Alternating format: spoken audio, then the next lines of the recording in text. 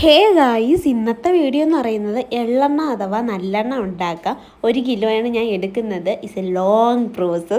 ആ എള്ള എടുത്തിട്ട് കുറച്ച് വെള്ളത്തിൽ കൂത്തി വയ്ക്കുന്നുണ്ട്. കുറച്ച് കഴിഞ്ഞിട്ട് ഒരു 2-3 hours കഴിഞ്ഞിട്ട് നന്നായിട്ട് കഴുകി എടുക്കുന്നുണ്ട്. കാരണം ഇത് നല്ലോണം അഴുക്കളാവുന്നുണ്ട്. അഴുക്കളതിൻ്റെ കളറാണ്, എന്തിനാണ് അത്. എന്നിട്ട് ഊറ്റി വാരി എടുത്ത് ചെറുതായിട്ടൊന്ന് മൂപ്പിക്കുന്നുണ്ട്. ചെറുതായിട്ട് മൂപ്പിച്ചാൽ മതി. എന്നിട്ട് കുറച്ച് വെള്ളം ചേർത്ത് നല്ല പേസ്റ്റ് പരുവത്തിന് അരച്ചെടുക്കുന്നുണ്ട്. ഇനി നമുക്ക് അരിച്ചെടുക്കാം. അരിപ്പിൽ അരിച്ചിട്ട് കിട്ടുന്നുണ്ടായിരുന്നില്ല.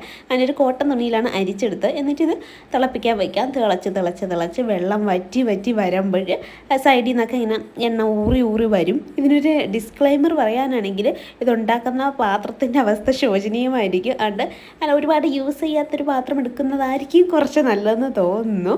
ഇത് നല്ല പ്യുവറായിട്ടുള്ള എണ്ണയാണ്. 1 കിലോ എടുത്തപ്പോൾ എനിക്ക് ഇത്രയാണ് എണ്ണ കിട്ടിയിട്ടുള്ളത്.